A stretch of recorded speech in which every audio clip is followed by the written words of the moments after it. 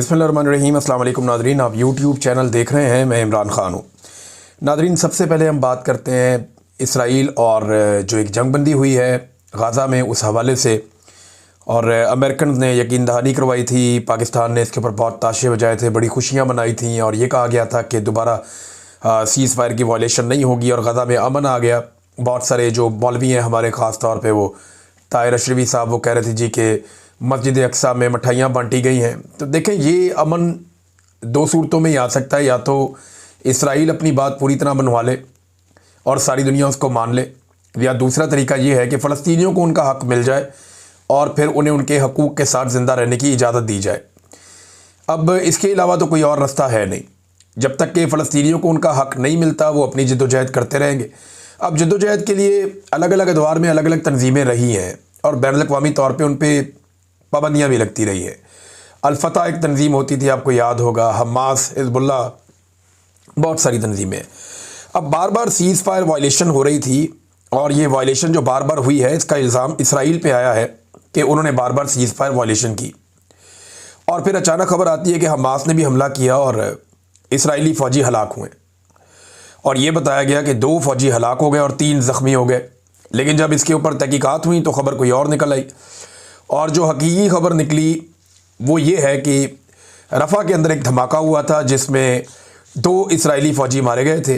वो हमास ने नहीं किया था, बल्कि इसराइली आबादकारों के बलडोज़र के बारूदी सुरंग पे चढ़ने की वजह से धमाका हुआ था। इसराइली आबादकार, आप समझते हैं कि इसराइल का एक पॉलिसी है कि वो यहूदी बस्तियां आबाद करता है, यानी मुख्तलिफ़ इलाकों में अपने शहरियों के लिए वो नई बस्तियां बनाते हैं। ये उन्होंने वेस्ट बैंक में भी बनाई, यरूशलेम में बनाई और बहुत सारे इलाकों में वो ये काम करते रहते हैं ताकि यहूदी आबादकारी साथ साथ होती रहे और आबादी मिक्स होती रहे। उनका अपना एक फार्मूला है, वो अपने तरीके से काम करते हैं। तो उनके लिए एक बलडोज़र जो काम कर रहा था वो एक बारूदी सुरंग के ऊपर चढ़ गया, उसकी वजह से एक धमाका हुआ। अब पहले इल्ज़ाम ये लगाया गया कि ये हमास ने किया है, लेकिन फिर हकीकत सामने आ गई। और कुदस न्यूज़ नेटवर्क की रिपोर्ट के मुताबिक वाइट हाउस और पेंटागन को इस बात का इल्म था कि रफ़ा में जो धमाका हुआ ये एक आबादकार इसराइली बलडोज़र के वहाँ दबी हुई बारूदी सुरंग के ऊपर से गुजरने की वजह से हुआ, जिससे इसराइली वज़ीर-ए-आज़म नेतन्याहू के इस दावे की नफ़ी होती है कि हमास के जांबाज सुरंगों से निकले और उन्होंने हमला किया। ऐसा नहीं हुआ। ये खबर आलमी सतह पर गलत करार दी गई है, बल्कि अब कुछ और जर्नलिस्ट हैं इसके बारे में बात कर रहे हैं। रियान ग्रैम ने इसके बारे में बात की। उन्होंने कहा कि अमरीकी इंतज़ामिया ने अपनी तहकीकात के नताइज इसराइल के सामने रखे कि जनाब, ये तो गाज़ा ने वहाँ पे जो हमला हुआ ये हमास ने नहीं किया, ये तो एक हादसा हुआ है। तो इस पर नेतन्याहू ने अपना मौक़िफ़ तब्दील कर लिया और कहा कि क्रॉसिंग चंद घंटों में दोबारा खुल जाएगी। तो अमेरिका को भी इस बात पे बातों का तशवीश होती है कि बार बार हमला हो रहा है। लेकिन अगर ट्रंप का स्टेटमेंट आप देखें ना, तो ट्रंप का स्टेटमेंट क्या है? पहला स्टेटमेंट ये था, जब उन्हें बताया गया ट्रंप को कि यहाँ पे बमबारी हो रही, तो ट्रंप ने कहा मैं बाद में बताऊंगा, अभी बात नहीं करता। लेकिन ट्रंप ने अब जो स्टेटमेंट दिया उसने कहा सारी सूरत-ए-हाल के लिए ज़िम्मेदार हमास है और हमास के साथ मामूली सा मसला है, लेकिन इसका जल्द हल निकाल लेंगे क्योंकि वो मुआहदे की खिलाफ वर्जी कर रहे हैं।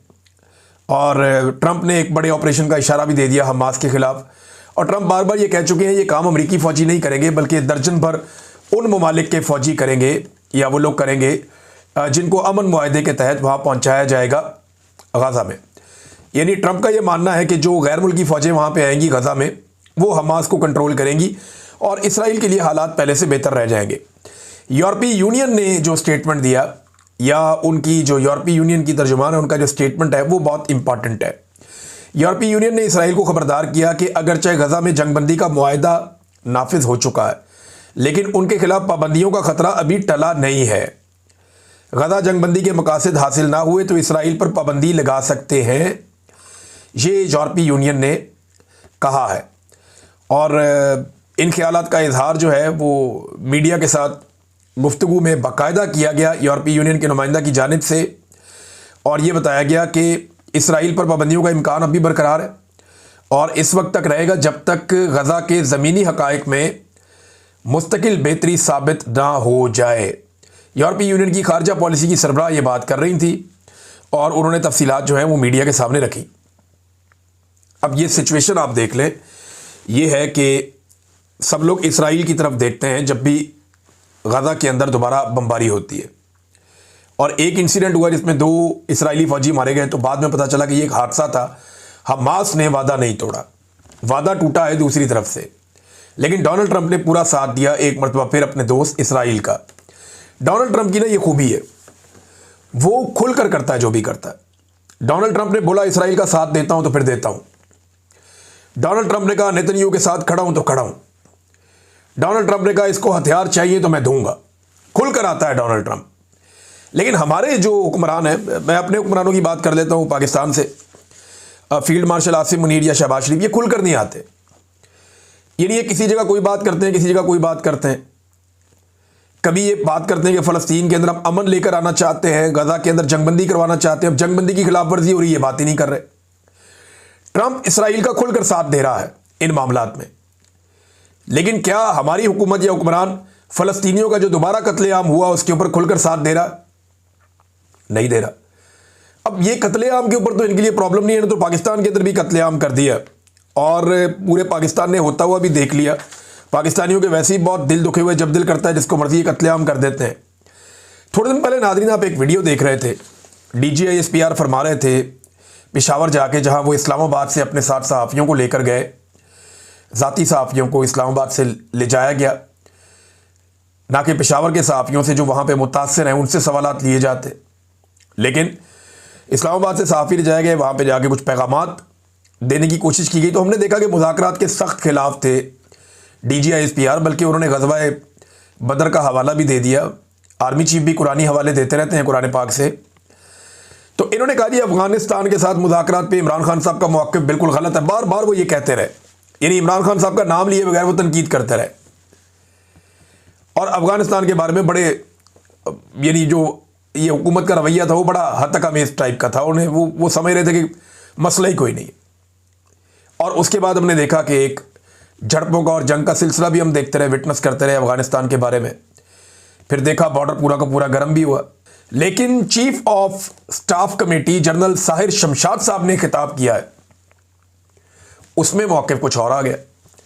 देखिए पाकिस्तान का अफ़गानिस्तान और इंडिया को लेकर मौक़िफ़ क्या होना चाहिए, हमने तो जो पिछली कई दहाइयों से देखा कि पाकिस्तान का इंडिया के साथ मौक़िफ़ सख्त होता था, अफ़गानिस्तान के साथ नरम होता था। पाकिस्तान इंडिया को कहता था एक दुश्मन मुल्क है, कश्मीर की आज़ादी तक हम पीछे नहीं हटेंगे। और अफ़गानिस्तान के बारे में पाकिस्तान कहता था एक बरादर इस्लामी मुल्क है, हम अपने मामलात इनके साथ बेहतर करेंगे, तिजारत भी बढ़ाएंगे, हालात को बेहतर करेंगे। लेकिन अब उल्टा काम हो रहा। DGISPR या पाकिस्तान की जो पॉलिसी है वो अफ़गानिस्तान की एंटी हो गई, जबकि इमरान खान साहब कह रहे हैं ये मत करो, और इंडिया के प्रो हो गई। साहिर शमशाद साहब का ज़रा स्टेटमेंट आप सुनिए, ये 2-4 लोगों ने रिपोर्ट किया, मैं आपके सामने रख देता हूँ। मैं सुन भी रहा था उनका खुद भी स्टेटमेंट। उन्होंने कहा जी पाकिस्तान कशीदगी नहीं बल्कि अमन चाहता। हम भारत के साथ कश्मीर समेत तमाम मसाइल पर तनाज़ात के ऊपर बातचीत के लिए तैयार हैं। और साथ ही लेकिन उन्होंने कहा भारतीय आर्मी सियासत ज़दा है और जो उनके सियासतदान हैं वो अस्करियत ज़दा हैं। ये तो प्रॉब्लम पाकिस्तान में भी है। पाकिस्तान की फ़ौज भी सियासत कर रही है बड़े लंबे अरसे से, और पाकिस्तान के सियासतदान जो हैं वो फ़ौज के अंडर काम कर रहे हैं बड़े लंबे अरसे से। ये प्रॉब्लम तो यहाँ पाकिस्तान में है। लेकिन चले इसको छोड़ दें, इंडिया के साथ डायलॉग करना चाहते हैं, इंडिया के साथ मुज़ाकरात करने के लिए तैयार हैं, कश्मीर समेत तमाम तनाज़ात पे हम हल करना चाहते हैं डायलॉग के ज़रिए, मुज़ाकरात के ज़रिए, ताकि दोनों कायम रहे और एक इज़्ज़त के साथ डायलॉग हो जाए। लेकिन अफ़गानिस्तान के साथ डायलॉग नहीं करना चाहते। इंडिया जो बार बार पाकिस्तान पे दहशतगर्दी का इल्ज़ाम लगाता है, इंडिया जो पाकिस्तान के ऊपर बार बार पाबंदियां लगवाने की कोशिश करता है, इंडिया जो बार बार पाकिस्तान के ऊपर अटैक करता है झूठे इल्ज़ाम लगा के, उसके साथ कहते हैं कि हमने डायलॉग करना है, मुज़ाकरात करना है, हमारी ये ख्वाहिश है, करना चाहते हैं। लेकिन अफगानिस्तान जो बार बार पाकिस्तान की तरफ हाथ बढ़ाता रहा और इमरान खान साहब कहते रहे कि ये मामला हमारे हाथ से निकल जाएगा, हमें चाहिए कि इनके साथ बैठे, वहां पे हम नफरत फैलाते रहे। तो एक पाकिस्तान की पॉलिसी का कोई समझ नहीं आता कि पाकिस्तान जाना किस तरफ चाहता है और ये पॉलिसी बनाकर चलाना किस तरीके से चाह रहे हैं सारे निज़ाम को। अब एक और खबर देखें नाज़रीन, ये बड़ी इंटरेस्टिंग खबर है। खबर चल रही है कि साद रिजवी साहब के 95 अकाउंट्स पकड़े गए और उनमें कहते हैं जी कुछ सूदी अकाउंट थे और कुछ इतना पैसा और ये और वो, बहुत पकड़ लिया जी। साद रिजवी साहब तरीके लब्बैक के अकाउंट पकड़े गए जनाब, वो ये कहते हैं। लेकिन सवाल ये है कि अब क्यों पकड़े गए, अगर कोई 2 नंबरी हो रही थी तो अब तो नहीं हो रही, बहुत पहले से हो रही होगी, पहले पकड़ लेते। बेशुमार मौलवी और भी है पाकिस्तान में, उनके अकाउंट क्यों नहीं पकड़े जाते, अब इनके क्यों पकड़े जा रहे हैं? आज का बड़ा सवाल नहीं है, ये नहीं है कि जनाब साद रिजवी के कितने अकाउंट हैं, साद रिजवी के घर से क्या मिला। बड़ा सवाल यह है कि साद रिजवी और उसका भाई ये दोनों गए कहां। बड़ा सवाल यह है कि जो कत्लेआम हुआ मुरीद के में, उसमें कितने लोग शहीद हुए। बड़ा सवाल यह है कि उन लोगों की लाशें कहां गई। बड़ा सवाल यह है कि जख्मी कितने हैं और वो कहां हैं। बड़ा सवाल यह है कि क्या इन्होंने आगे से गोली चलाई। हमारे पास तो एक भी विजुअल नहीं है, हमें तो ये निहत्ते नजर आ रहे थे। मुझे इनकी पॉलिसी से इख्तलाफ रहा हमेशा, इनके सियासी तर्ज अमल से इख्तलाफ रहा हमेशा, लेकिन मैं कभी भी इसकी हमायत नहीं कर सकता कि निहत्ते लोगों को घेरा डाल के मार दिया जाए। मैंने पहले भी हमेशा कहा कि नहीं, निहत्ते लोगों को घेरा डाल के मारना मुनासिब बात नहीं है। हाँ, अगर कोई कानून हाथ में ले, गोली चला रहा हो तो आप उसके ऊपर गोली चला सकते हैं, लेकिन इतने सारे बंदे मार दिए। अब जो रिपोर्टें आ रही हैं, जो तरीके लबैक के लोग क्लेम कर रहे हैं, वो तो बहुत खौफनाक है। जो समा टीवी ने चलाया, हुकूमती टीवी चैनल ने, एक हुकूमती वजीर है उसका टीवी चैनल है, उसने जो चीज़ें चलाई वो बड़ी खौफनाक है। मरीम नवाज के सिक्योरिटी के शदीद तरीन इशूज़ हो गए हैं, बड़े सीरियस, और उनकी फैमिली के भी बड़े सीरियस इशूज़ हो गए हैं सिक्योरिटी के। अब उन्हें बहुत मोहतात रहना चाहिए और उन्हें मोहतात रहना पड़ेगा, क्योंकि ये एक अजीबोगरीब सिलसिला पंजाब में शुरू कर दिया गया। जिसको दिल किया कत्ल कर दिया। वो पुलिस निकाल निकाल के जेलों से बंदे मारी जा रही है, पुलिस एक के बाद एक इनकाउंटर करती चली जा रही है। सबसे आसान तरीका ढूंढा, बंदा उठाओ, बंदे को कत्ल कर दो। और इतनी कत्लो गारत गिरी के बावजूद पंजाब में कम होना चाहिए ना क्राइम रेट, वो कम नहीं हो रहा, बढ़ रहा है। 11% जराइम में पंजाब में इजाफा हो गया। अब ये क्राइम पता कब होता है ज़्यादा? जब लोगों के पास कारोबार नहीं होता, काम नहीं होता, जब लोगों के पास रोजगार नहीं होता, जब गुर्बत बहुत बढ़ती है, मजबूरियां लोगों की बढ़ती हैं, तो बाद औक़ात जराइम इसकी वजह से भी बढ़ते हैं। फिर हमारी पुलिस जराइम को रिपोर्ट भी नहीं करती। लेकिन अब रिपोर्ट जितने हुए हैं उनमें भी आप ये देख लें कि बड़े पैमाने पे जराइम में इजाफा होता चला जा रहा है, कंट्रोल नहीं हो रहा। अब पाकिस्तान में करप्ट होना कोई मसला नहीं है, बेईमान होना कोई मसला नहीं है। मुल्क लूटना, कौमी खजाना लूटना, जराइम पेशा होना, अवाम से फ्रॉड करना, ये कोई जुर्म नहीं है अगर आपके ताल्लुकात एस्टेब्लिशमेंट के साथ ठीक है तो। लेकिन अगर आपके साथ ताल्लुकात एस्टेब्लिशमेंट के ठीक नहीं है, या आप उनके बयानिए की हमायत नहीं कर रहे, तो फिर आपकी डिग्री जाली निकलेगी, फिर आप चोर भी हैं, फिर आप डाकू भी हैं, फिर आपके फार्म 45 असली भी होंगे तो वो जाली हो जाएंगे, फारिग हो जाएंगे, आपके बैंक अकाउंट बंद हो जाएंगे, आपका नाम ECL में डल जाएगा, आपके ख़ानदान के बैंक अकाउंट बंद हो जाएंगे, आपकी हलाल की कमाई भी हराम हो जाएगी। अगर आपके एस्टेब्लिशमेंट के साथ ताल्लुकात ठीक नहीं है तो हर तरह की तोहमतें आपके ऊपर लगेगी, आपके ऊपर इद्दत जैसा घटिया केस भी हो सकता है, आप मुल्क दुश्मन भी होंगे और गद्दार भी होंगे। अगर आपने कहीं एस्टेब्लिशमेंट के किसी पॉइंट ऑफ व्यू से इख्तलाफ कर लिया तो फिर यह सब कुछ आपके साथ होगा। नाज़रीन, खैबर पख्तूनख्वा चलते हैं, वहां से बड़ी इंपॉर्टेंट खबरें हैं। नंबर 1 तो यह है कि जो बुलेट प्रूफ गाड़ियां दी थी 3 दिन पहले मोहसिन नकवी ने IG खैबर पख्तूनख्वा को, वो सुहेल अफरीदी साहब ने वापस कर दी। उन्होंने कहा जी ये यूनाइटेड नेशन की जो गाड़ियां हैं ये एक्सपायर्ड गाड़ियां हैं और ये गाड़ियां किसी काम की नहीं हैं। ये गाड़ियां हमने इसलिए वापस कर दी हैं कि हमें वो गाड़ियां दी गई जिनके तो काम निकलना शुरू हो गया, पुरानी गाड़ियां। अब इसके ऊपर हुकूमत कह रही है हमने बड़ी आला क्वालिटी की बड़ी ज़बरदस्त गाड़ियां दी हैं खैबर पख्तूनख्वा को, उन्होंने वापस कर दी। उन्होंने कहा जनाब हमको इतने गए गुजरे कि आपने गाड़ियां में दे दी, इनका काम करवाएं, इनको चलाएं, ये गाड़ियां ठीक नहीं है, एक्सपायर्ड। देखिए ये जो होती है ना, अब बुलेट प्रूफ गाड़ी ये बड़ी हसास गाड़ी होती है। वो मैंने एक रखी है तो मुझे आइडिया है, वो पुरानी गाड़ी है बहुत, इतनी महंगी मैं अफोर्ड नहीं कर सकता नई गाड़ी, तो मैं पुरानी थी मेरे पास। तो मेरे वालिद ऑटोमोबाइल इंजीनियर हैं, वो रोज़ाना कोई ना कोई उसका काम करते ही रहते थे। यानी कोई ना कोई बंदा आया होता था, वो कोई ना कोई काम उसका कर ही रहा होता था, कोई ना कोई पुर्जा उसका निकल रहा होता था, कोई नया डाल ही रहा होता था, कोई ना कोई चीज़ उसकी रिपेयर होने के लिए गई होती थी।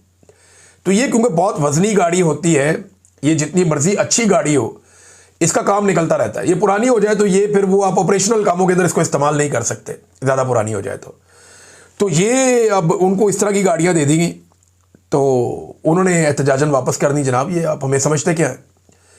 तो उन्होंने जो खैबर पख्तूनख्वा के चीफ मिनिस्टर सुहेल अफरीदी उन्होंने वापस कर दी, और साथ ही उन्होंने ऐलान किया कि जुमे को वो 4 सद्दा में जा रहे हैं, हफ्ते को खैबर एजेंसी में जा रहे हैं कन्वेंशंस करने के लिए, और एतवार को करक में जा रहे हैं कन्वेंशंस करने के लिए, और जरगा का अलग से ऐलान किया हुआ है सुहेल अफरीदी ने। तो ये बड़ी एक्टिविटीज़ हैं जो होने जा रही हैं खैबर पख्तूनख्वा में, अब ये कोई इतनी एस्टेब्लिशमेंट को पसंद नहीं आएगी। और उनके ऊपर सुहेल अफरीदी पे एक प्रोपेगेंडा ये किया जा रहा है कि वो कोई लॉ एंड ऑर्डर की मीटिंग थी जिसमें उसने शमूलियत नहीं की तो उसने बड़ा जुल्म किया। तो सुहेल अफरीदी ने बताया कि जनाब ये लॉ एंड ऑर्डर की नहीं थी मीटिंग, बल्कि ये जो मीटिंग थी ये दो चीज़ों पे थी, वो दोनों चीज़ें उन्होंने बताई। एक तो मीटिंग जो थी वो फूड सिक्योरिटी पे थी और दूसरा अफगान मुहाजिरीन पे थी। इसमें लॉ एंड ऑर्डर का मसला नहीं था। और वैसे भी जुनैद अकबर ने कहा कि जी आप जितनी मर्जी मरतबा बुलाएं, हम नहीं जाएंगे जब तक कि इमरान खान की मुलाकात सुहेल अफरीदी से नहीं करवाई जाएगी। बल्कि उन्होंने ये भी बताया जुनैद अकबर ने कि इमरान खान को जब ये बताया गया कि अली अमीन गंडापुर के मुताबिक कोई 22 बंदे ऐसे हैं जो एस्टेब्लिशमेंट को एफिडेविट दे चुके हैं बयान हल्फी कि जनाब जब आप कहेंगे जहां कहेंगे हम वह वोट डाल देंगे, तो ये जो 22 बंदे हैं ये हमारे हाथ से निकल जाएंगे। इन्हीं 22 बंदों का दबाव डाल के अली अमीन गंडापुर ने सेनेट के इलेक्शन में अरकान को कहा था कि जी इसको नहीं ले सकते, हमारे 22 बंदे बिके हुए हैं, बिला मुकाबला करवा लो। मुकाबला हो गया तो बढ़ जाएंगे। तो इमरान खान साहब को जब ये बात बताई गई कि जनाब अगर वज़ीर आला चेंज किया तो ये 22 बंदे जो है एस्टेब्लिशमेंट ने कंट्रोल कर लिए तो फिर हमारी हुकूमत नहीं रहेगी। तो इमरान खान साहब का जवाब क्या था ये ज़रा सुन लें कि इमरान खान ने कहा कि मुझे कोई परवाह नहीं है, हुकूमत जाती है तो जाए, कम से कम इन 22 बंदों से हमारी जान छूट जाएगी, हुकूमत की खैर है। ये है जनाब इमरान खान। उसे जेल में बैठ के इस बात की फिक्र ही नहीं है कि हुकूमत जाती है तो जाए। वो कहता है 22 बंदे अगर फ्रॉड करेंगे तो खुद ही भुगतेंगे। एक बंदा भी नहीं मुकरा, एक बंदा लकीर के उस तरफ नहीं गया। ये हालात है नादरीन खैबर पख्तूनख्वा में। एक और चीज़ नादरीन मैं आपके साथ शेयर करता हूँ। एक रोला डाला गया था कि सुहेल अफरीदी के पीछे कायदे आज़म मोहम्मद अली जिन्ना का फ़ोटो नहीं है और कायदे आज़म का फ़ोटो क्यों हटाया इसका रोला डाला गया था। लेकिन जिन लोगों ने ये शोर मचाया था ना, उन्होंने उस वक्त ये शोर नहीं मचाया जब अखबारात के अंदर फ़ौजी अफसरान की तस्वीरें लग रही थी 14 अगस्त पे, सियासतदानों की लग रही थी और कायदे आज़म जो बानी है पाकिस्तान है उनकी नहीं लग रही थी। किसी ने शोर नहीं मचाया। लेकिन सुहेल अफरीदी के पीछे लगी हुई थी, वो उस फ्रेम से बाहर चली गई तो बहुत रोला डाला गया। अब जनाब सोशल मीडिया ने रोज़ाना ही काम पकड़ लिया है। जरदारी अपने दफ्तर में बैठे, शहबाज शरीफ बैठे, मरियम, बिलावल, मुराद, कोई भी बैठे अपने अपने ऑफिस में, तो मुरादली शाह बैठे, कोई भी, तो वो तस्वीर निकाल के लगा देते हैं जनाब इस तस्वीर में कहाँ है कायदे आज़म। कहीं पे भुट्टो की तस्वीर लगी होगी, कहीं नवाज शरीफ की तस्वीर लगी होगी, कहीं किसी और की लगी होगी, हर जगह से कायदे आज़म गायब है। लेकिन हराम है कि कोई बंदा आवाज़ उठाए इस पर। ख़ास तौर पे मैं उन बंदों की बात कर रहा हूँ जिन्होंने सुहेल अफरीदी के मामले पे आवाज़ उठाई थी। देखिए आवाज़ उठानी है तो फिर आपको सबके खिलाफ उठानी है। जो चीज़ एक ने गलत की वो सब ने गलत की। लेकिन वहाँ पे एक तस्वीर लगी हुई थी और दूसरे एंगल से जब एक फ़ोटो सामने आया, वीडियो, तो पता चल गया कि तस्वीर तो लगी हुई है। नाज़रीन एक और काम किया ये पंजाब हुकूमत ने और इसको अपने फ़ायदे के लिए वो इस्तेमाल करेंगे। लेकिन मैं आपको ज़रा इसका पोल खोल देता हूँ, ये मेरे साथ फिगर सामने मौजूद हैं। पंजाब हुकूमत ने बड़ी महंगी गाड़ियाँ जनाब तैयार कर ली और ये गाड़ियाँ मंगवा ली और खड़ी कर दी लाइन में। ये 15 गाड़ियाँ हैं और इनको एंटी स्मोक व्हीकल्स कह सकते हैं या एंटी स्मोक गन का आप इसका नाम दे सकते हैं। इन गाड़ियों के ऊपर ना वो लगे होते हैं वाटर बाउजर्स और पीछे गन लगी होती है जिसके ज़रिए से पानी की बूंदें हवा में छोड़ी जाती हैं बहुत तेज़ और बहुत फैला के छोड़ी जाती है। तो फुहार नहीं होती, इस तरह छोड़ी जाती हैं, पानी की फुहार छोड़ी जाती है हवा के अंदर। ये जो स्मोक होती है ना, इसके पार्टिकल उसके साथ चिपक जाते हैं और ज़मीन पे जाके बैठ जाते हैं।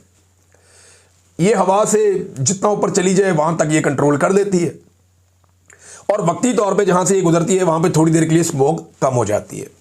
ये 15 गाड़ियाँ लाके दिखावा किया गया जनाब, हमने बहुत बड़ा कारनामा कर दिया। ये 15 गाड़ियाँ लाहौर का एक टाउन भी नहीं, एक इलाका भी नहीं, एक यूनियन काउंसिल भी नहीं संभाल सकती। 15 गाड़ियाँ लाहौर का एक यूनियन काउंसिल कंट्रोल नहीं कर सकती। तो लाहौर के अंदर एक एक टाउन में कितने कितने यूनियन काउंसिल्स हैं और टोटल 7 टाउन्स हैं लाहौर में जो मैंने लास्ट पढ़ा था। इतना बड़ा शहर है कि एक यूनियन काउंसिल को कंट्रोल कर नहीं सकती ये गाड़ियां 15, और इन्होंने लाके पूरे शहर के लिए दे दी हैं। ये 150 गाड़ियों की बजाय 500 गाड़ियां भी जाए ना फिर भी नहीं हो सकता लाहौर में स्मोक का कंट्रोल। और पैसे कौम के ज़ाया कर रहे हैं सिर्फ अपनी इश्तिहारबाजी के चक्कर में। ये हो सकता है कि स्कूल के बाहर खड़ा कर दें या वज़ीर आला के दफ्तर के बाहर लगा लेंगे भी यहाँ पे पोल्यूशन नहीं होनी चाहिए, जरा इसको फेंकते रहो फुहार को, स्मोक नीचे गिरती रहे। या एक कोई असेंबली के बाहर कर दो या कोई एक हाई कोर्ट के बाहर कर दो, थोड़ा सा वहाँ पे ज़रा थोड़ा माहौल बन जाए, सफाई सुथराई हो जाए। लेकिन देखिए इसमें चंद चीज़ें, एक तो इसमें लेबर लगती है, इसमें पानी बहुत ज़्यादा ज़ाया होता है। आपके पास पानी की पहले किल्लत है, आप ये कर लें, पानी इसमें ज़ाया होता है, लेबर लगती है, पैसा लगता है। तो आपका पैसा तो बहुत लगेगा ये काम करने, इसको चलाने के लिए भी पैसा होता है, इसको खरीदने के लिए भी पैसा होता है। लेकिन क्या ये काम करता है?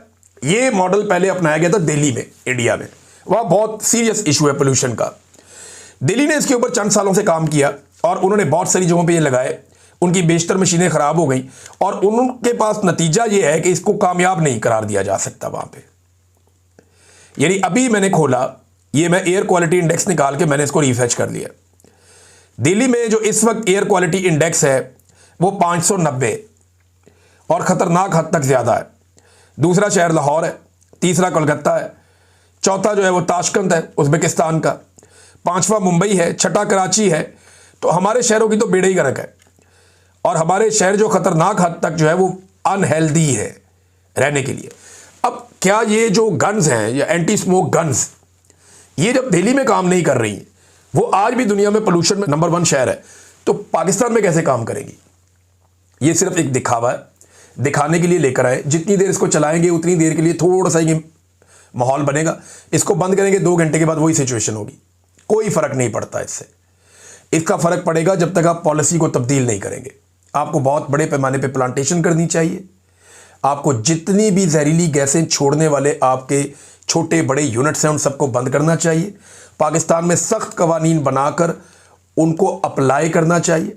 ये बरतानिया में लोग बताते हैं कि पहले बहुत ज़्यादा स्मोक होती थी, बड़े बुरे हालात होते थे, और आज बेहतरीन है। किसी जगह पे ज़रा भी प्रॉब्लम नहीं है, बिल्कुल हेल्दी यहाँ पे एयर है। पूरी दुनिया के अंदर और बहुत सारी जगहों में बड़ी ज़बरदस्त है। पाकिस्तान में कई इलाके हैं जहाँ पे हवा बहुत अच्छी है। तो आपको ये देखना पड़ेगा कि आपने कौन से इकदामात लेने हैं और ये फौरी तौर पे हो नहीं सकता। बहरहाल दिखावा है, शुरू तो इन्होंने कर दिया है, पैसा कौम का ज़ाया करते जा रहे हैं, क्योंकि इनके ऊपर भी ये मरीम नवाज़ के फ़ोटो चिपका देंगे और क्या करेंगे। फ़ोटो गर्दी के अलावा इनको आता ही क्या है। अब तक के लिए इतना ही। अपना ख्याल रखिएगा, अपने चैनल का भी। अल्लाह हाफ़िज़।